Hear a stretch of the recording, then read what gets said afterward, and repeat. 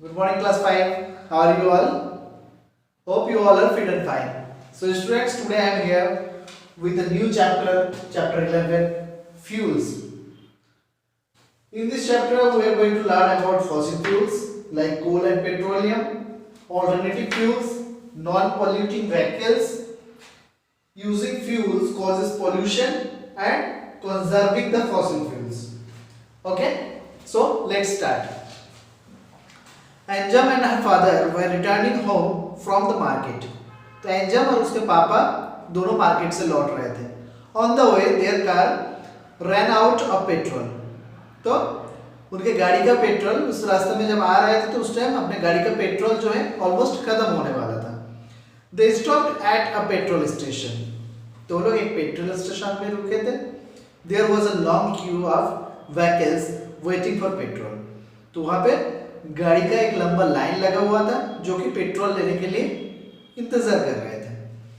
Anjum asked her father, daddy is there an oil well under this petrol pump.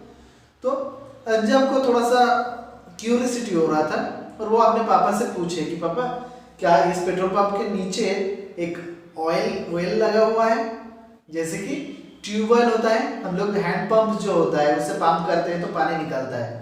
तो अंजम को लगा कि इस तरह की कोई सिस्टम होगा जिस पंप से सिर्फ तेल निकलेगा। तो ऐसा कुछ है, कोई वेल उसके अंदर है। Her father smile and told her, no there is no oil well here. तो अंजम के पापा हंसते हुए कहा कि नहीं, यहाँ पे कोई ऑयल वेल नहीं है। There are big tanks built under each petrol pump. तो यहाँ पे बड़ा बड़ा सा टैंक बना हुआ है पेट्रोल पंप के नीचे।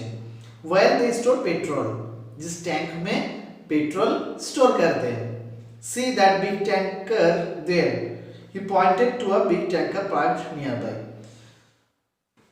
तो उसके पापा करीब में कोई पे एक पार्क किया हुआ टैंकर था, ओके, वो पेट्रोल पंप के करीब में जो देखे उसके पापा दिखाए अंजाम को कि देखो इस तरह भी होता है। Such tankers carry petrol to petrol station and empty it in the big underground tanks. तो इस तरह की जो टैंकर्स होता है वो पेट्रोल कैरी करके लाता है और सारे पेट्रोल जो अंडरग्राउंड का जो टैंक है उसमें फिल कर देते हैं। Then customers are supplied with petrol through these vending machines. और उसके बाद जो वेंडिंग मशीन्स होता है, जिस मशीन में एक पाइप लगा हुआ होता है और जिस पाइप से आपके गाड़ी में तेल डाल दिया जाता है, तो इस तरह से कस्टमर तक पहुंचता है वो oil. He showed her the man filling petrol in a car with his fuel pump. तो एक इंसान ने जो फ्यूल पंप से फ्यूल डाल रहा था गाड़ी में वो दिखाया गया अंजाम को। Okay, daddy why are there different queues at this petrol pump? Anjum inquired. तो अंजम देखे कि वहां पे अलग अलग लाइन लगा हुआ था पेट्रोल पंप में। तो वो उसके पापा से पूछे कि यहाँ पे अलग अलग लाइन क्यों लगा हुआ है। Her father told her that there are separate queues for diesel, petrol and CNG. तो उस टाइम उसके पापा बताए कि यहाँ पे अलग अलग लाइन लगा हुआ है अलग अलग फ्यूल के लिए। जैसे कि किसी को डीजल चाहिए तो डीजल का अलग लाइन है, किसी को पेट्रोल चाहिए पेट्रोल का अलग लाइन, एंड जिसको सीएनजी चाहिए उसका अलग line. Since they had to wait for their turn for some time, he told Anjam about different types of fuels. तो सब लाइन पे खड़े होते हैं, जब जिसका बारी आ रहा है वो अपना गाड़ी पे फ्यूल को फिल करा के निकल जा रहा है। तो ये सारी चीज उसके पापा अंजम के पापा अंजम को अच्छे से समझाए। As you know, vehicles run on engines which require energy to work. तो आप सब कोई जानते हो कि व्हीकल्स जो होता है, गाड़ी जो होता है, वो चलता कैसे है? इंजन के लिए। तो इंजन किस तरह से रन करता है? इंजन रन करने के लिए फ्यूल की जरूरत होता है, एनर्जी की जरूरत होता है, जो एनर्जी फ्यूल देता है, right? Fuel is the source of energy for them. तो फ्यूल जो है यही सोर्स ऑफ एनर्जी है। Okay, combustion is the process by which fuel is converted into energy. तो कंब्यूशन एक प्रोसेस है जिस प्रोसेस से इस फ्यूल बर्न होके एनर्जी प्रोवाइड करता है उस गाड़ी को। There are different types of fuels like coal, diesel, petrol, kerosene, CNG and LPG. Vehicles mainly run on petrol, diesel and CNG. तो यहाँ पे बहुत अलग अलग तरह की फ्यूल्स है, जैसे कि coal, diesel, petrol, kerosene, CNG, LPG. लेकिन व्हीकल जो होता है, गाड़ी जो होता है, वो basically petrol, diesel and CNG, ये तीन तरह की फ्यूल से चलता है। Okay, now fossil fuels. Fossil fuels are formed from the remains of plants and animals built millions of years ago. तो fossil fuels जो बना हुआ है, ये कैसे बना? मिलियन साल पहले जमीन के अंदर जो एनिमल्स, प्लांट्स चला गया था मिट्टी के अंदर, उसी से बना हुआ है fossil fuels. Okay? Due to the heat and pressure inside the earth, this organic matter changed into fossil fuels. तो जमीन के अंदर जब चला गया था, मिट्टी के अंदर जब चला गया था, क्या प्लांट्स और एनिमल्स, तो उसके अंदर बहुत ज्यादा प्रेशर था और बहुत ज्यादा हीट था। तो यही हीट और प्रेशर से ये सारे मैटर जो है चेंज होके फॉसिल फ्यूल्स में बदल जाता है। Most of the modern vehicles run on this fuels. तो ज्यादा से ज्यादा जो मॉडर्न व्हीकल्स है वो फॉसिल फ्यूल से चलता है। The consumption of fossil fuels has increased manifold in recent years. तो आजकल के जो डेट है, ये आजकल मतलब कुछ सालों से ये फॉसिल फ्यूल का इस्तेमाल बहुत ज्यादा अमाउंट में हो रहा है। Okay, their supply cannot be renewed so fast as they are being consumed. तो ये जितना जल्दी से यूज अप हो रहा है, इतना जल्दी बन नहीं सकता फॉसिल फ्यूल्स। फॉसिल फ्यूल्स बनने के लिए मिलियंस ऑफ ईयर्स चाहिए होता है, लेकिन यूज अप बहुत रफ्तार से हो रहा है। That is why there are called non renewable source of energy. तो इसलिए इस तरह की एनर्जी सोर्स को कहा जाता है non renewable sources of energy. The burning of fossil fuels is harmful to our environment as they release many harmful gases which cause a lot of pollution. तो ये बर्निंग ऑफ फॉसिल फ्यूल्स जो है, fossil fuels को जो जलाया जाता है, ये हमारे एनवायरनमेंट के लिए काफी हार्मफुल है। क्यों? क्योंकि ये बहुत सारा पॉइजनस गैसेस को रिलीज करता है। Here is more about some fossil fuels. तो यहाँ पे कुछ फॉसिल फ्यूल्स के बारे में दिया गया है, जिसके बारे में अभी हम लोग पढ़ेंगे। ओके, तो number 1 is coal. Coal is extracted from coal mines. तो कोल कहां से निकाला जाता है? कोल माइन से निकाला जाता है। The large plants that got buried underground over millions of years ago got decomposed and turned into coal. तो जो बड़ा बड़ा सा पेड़ जमीन के अंदर चला गया था मिलियंस ऑफ ईयर्स पहले, तो वो अंदर जाके डिकम्पोज होके कोल में कन्वर्ट हो गया। Okay, coal is used in industries for generation of electricity, in steam engines and for cooking. तो ये कोल जो है ये यूटिलाइज कहाँ होता है? एक तो इलेक्ट्रिसिटी जनरेट करने के लिए यूज किया जाता है कोल का, देन स्टीम इंजिन्स को रन कराने के लिए और कुकिंग के लिए भी कोल का यूज होता है। Okay, next petroleum. Petroleum is also called black gold. Petroleum जो है इसको ब्लैक गोल्ड के नाम से भी जाना जाता है। It is formed by the decomposition of marine animals and plants that were buried millions of years ago. तो पेट्रोलियम का फॉर्मेशन कैसे हुआ? जो मैरीन एनिमल्स है, पानी में रहने वाला जो एनिमल्स है वो, और प्लांट्स जो है वो मिलियंस ऑफ ईयर्स एगो वो जमीन के अंदर दब गया था। Okay, petroleum is obtained from oil wells which are drilled at the places where oil is found. तो ये पेट्रोलियम जो है ये कहां से आता है? ऑयल वेल से। ओके, तो ऑयल वेल कहां पे पाया जाता है? जहां पे पेट्रोलियम मिलता है उस जगह पे ड्रिल करके एक ऑयल वेल जो है बनाया जाता है और उसी ऑयल वेल से पेट्रोलियम को निकाला जाता है। This places are called oil fields. तो इस तरह के प्लेस जहां पे पेट्रोलियम पाया जाता है और ऑयल वेल्स लगा के पेट्रोल को बाहर निकाला जाता है, पेट्रोलियम को, उस जगह को कहा जाता है oil fields. The oil thus obtained is called crude oil. Crude oil cannot be used directly. तो ये जो ऑयल निकाला जाता है डायरेक्टली, इसको क्रूड ऑयल कहा जाता है। और एक क्रूड ऑयल जो है डायरेक्टली यूज नहीं किया जा सकता। It is first taken to an oil refinery and processed there to extract petrol, diesel and kerosene from it. तो इसको पहले रिफाइनरी में भेजा जाता है, प्रोसेस होता है, प्रोसेस हो के इसमें से पेट्रोल, डीजल, केरोसिन अलग अलग करके निकाला जाता है एंड देन उसको यूज किया जाता है। Okay, so diesel is used to run heavy vehicles like buses, trucks, ships and trains. Now some cars also run on diesel. तो डीजल से हेवी व्हीकल्स को चलाया जाता है। ओके, बेसिकली जो बस, ट्रक, शिप, ट्रेन ये सारी चीजें डीजल से चलाया जाता है। लेकिन आज के डेट में कुछ कार्स भी डीजल से चलाया जाता है।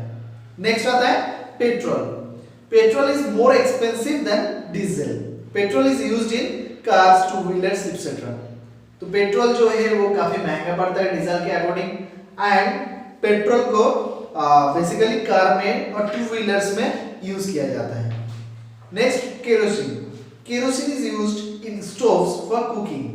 केरोसिन जो है वो स्टोव में बेसिकली कुकिंग पर्पस में यूज किया जाता है।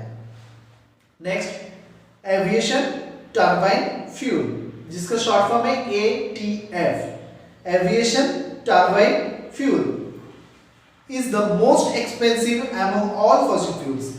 तो ये जो ATF है ये सबसे एक्सपेंसिव पड़ता है। ओके, फॉसिल फ्यूल्स में सबसे एक्सपेंसिव यही पड़ता है। क्यों? It is a refined form of kerosene and is specially used in helicopters and aeroplanes. तो ये एक रिफाइंड फॉर्म है इसका, केरोसिन का। ओके, केरोसिन को रिफाइन करके ATF निकाला जाता है और इस ATF से हेलीकॉप्टर्स और एरोप्लेन्स को रन कराया जाता है। हेलीकॉप्टर, एरोप्लेन जो चलता है उसका फ्यूल है ATF। Okay, aviation turbine fuel. तो इसलिए ये इतना महंगा होता है। Next natural gas. Natural gas is found trapped along with oil under the Rocky layers of the earth surface. तो नेचुरल गैस जो है वो जो ऑयल होता है रॉकी लेयर्स में अर्थ क्रस्ट के, उसी में पाया जाता है। ओके, उसी के साथ ट्रैप होकर रहता है। It is used in the form of CNG and LPG।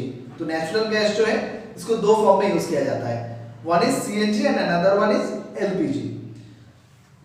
अब CNG क्या होता है? compressed natural gas। The full form of CNG is compressed natural gas। Compressed natural gas is a green fuel which is eco-friendly and causes less pollution। तो CNG जो है, compressed natural gas जो है, ये eco-friendly होता है। Okay, और less pollution फैलाता है, यानी कि ये जो है इससे पोल्यूशन बहुत ही कम होता है। ओके, तो इसलिए CNG का यूजेस काफी ज्यादा बढ़ाया जा रहा है धीरे धीरे। It is used to run cars, buses and three wheelers.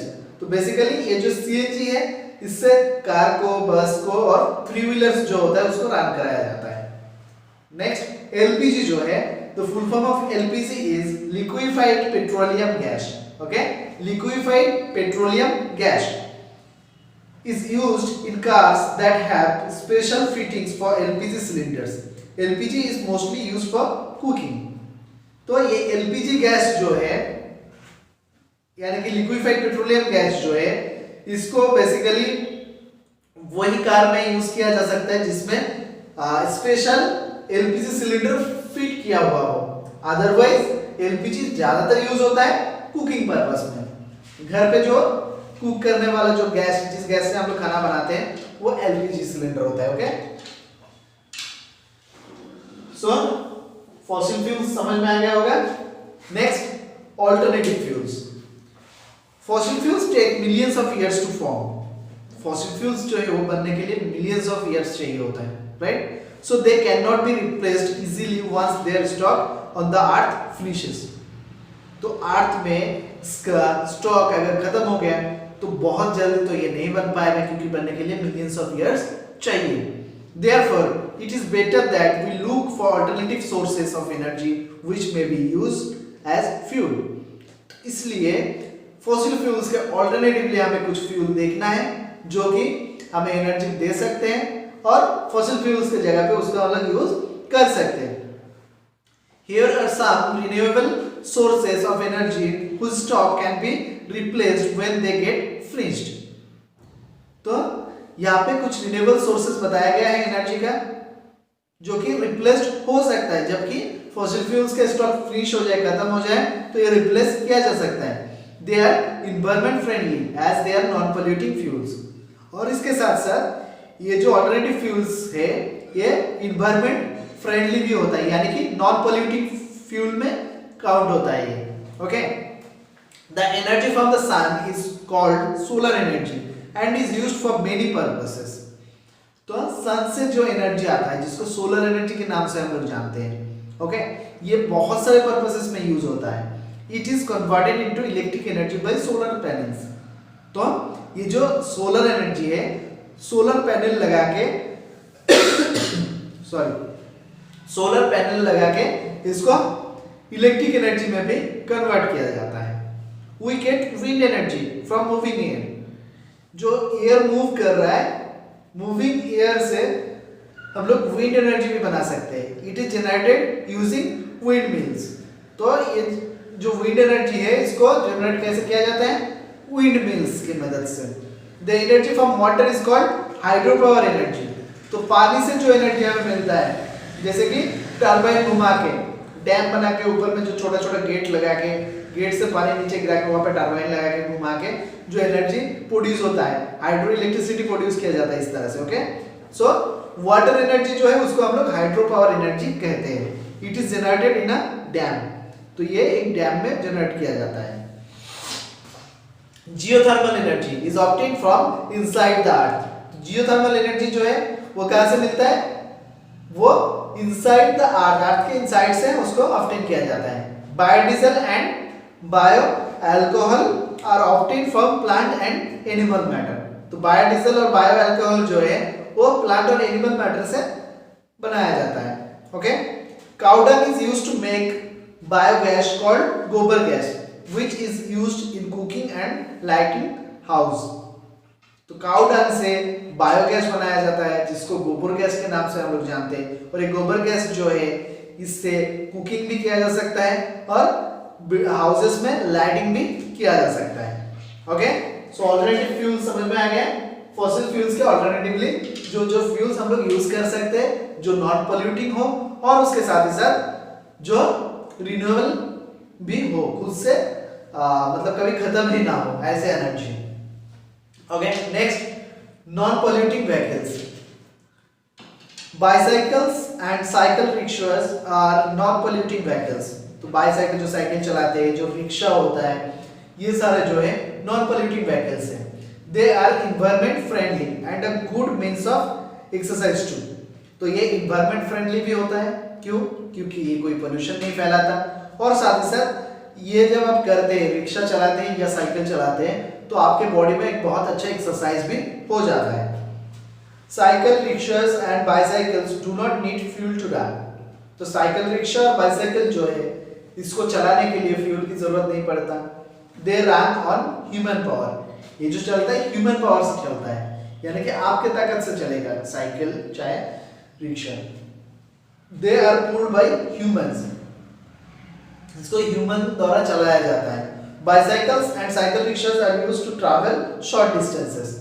तो ये बाइसाइकिल और साइकिल रिक्शा जो है ये शॉर्ट डिस्टेंस के लिए हम लोग यूज करते हैं। यहाँ से मलमलिया जाना है हम साइकिल से जा सकते हैं, लेकिन यहाँ से पटना जाना है तो साइकिल का यूज करेंगे हम नहीं करेंगे क्योंकि काफी ज्यादा डिस्टेंस है। तो शॉर्ट डिस्टेंस के लिए बेसिकली साइकिल का यूज किया जाता है। There are some other non polluting vehicles that run on animal power. तो यहाँ पे कुछ और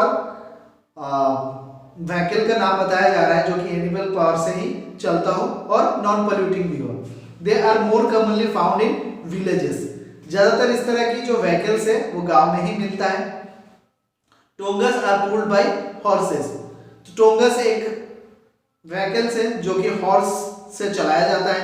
then workers are pulled by works. Worker जो है वो आप लोग शायद देखे होंगे, वर्क्स जिसको चलाता है। Sometimes buffaloes are also used to pull carts. तो बफेलो का भी यूज किया जाता है कार्ट्स को चलाने के लिए। Camel carts are pulled by camels, camel cart भी होता है जो कैमल चलाता है उसको। They are found in desert areas, तो कैमल कार्ट्स जो है वो बेसिकली डिजर्ट एरिया में देखा जाता है। ओके, तो ये कुछ व्हीकल्स का नाम बताया गया जो कि कुछ एनिमल से चलाया जाता है और वो नॉन पोल्यूटिंग व्हीकल्स होता है। Okay, next, using fuels causes pollution. तो फ्यूल का यूज करने से पोल्यूशन फैलता है, right. All living things need fresh air to breathe, सारे के सारे लिविंग थिंग्स जो है उसको सांस लेने के लिए एयर की जरूरत होता है, फ्रेश एयर की। Polluted air is not good for health as it can cause severe health problems. तो जो polluted air होता है ये हेल्थ के लिए अच्छा नहीं होता। ओके, क्यों? क्योंकि इसको इनहेल करने से हेल्थ में काफी प्रॉब्लम्स दिखाई देता है। The vehicles that run on fossil fuels cause air pollution, which causes respiratory problems in people.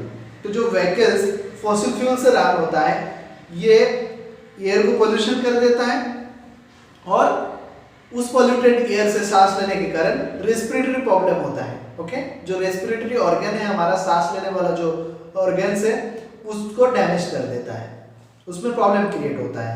The burning of fuels also increases the level of carbon monoxide in the air.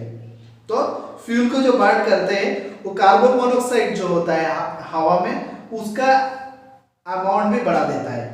This causes the atmosphere to retain the heat of sunlight. Sorry. तो carbon monoxide जो है ये अगर amount में ज्यादा बढ़ जाता है तो सन से जो हीट यहाँ पे पहुंचता है उसको ज्यादा एब्जॉर्ब करके रख लेता है। Okay, this is called green house effect which leads to global warming. तो ये कार्बन मोनोऑक्साइड अगर बढ़ जाएगा एटमॉस्फेयर में तो टेम्परेचर बढ़ेगा। क्यों? क्योंकि कार्बन मोनोऑक्साइड जो है सनलाइट को ट्रैप करता है। तो टेम्परेचर जब बढ़ेगा इसको हम लोग ग्रीन हाउस इफेक्ट कहेंगे और इसके कारण ग्लोबल वार्मिंग होता है। ग्लोबल वार्मिंग मतलब अर्थ जो है वो गर्म हो जाना। Okay, water bodies are also getting polluted because of increased motorization of fishing boats. तो वाटर बॉडी जो है वो भी पोल्यूट होते जा रहा है आज के डेट में। क्यों? क्योंकि जो फिशिंग बोट है, मछली पकड़ने के लिए जो बोट पहले यूज होता था उसमें कोई मोटर नहीं होता था, लेकिन आज के डेट में मोटर का बॉडी यूज किया जाता है और वो मोटर को चलाने के लिए क्या रहता है? फ्यूल का यूज किया जाता है और फ्यूल जब बर्न होता है तो पोल्यूशन फैलता है पानी में भी।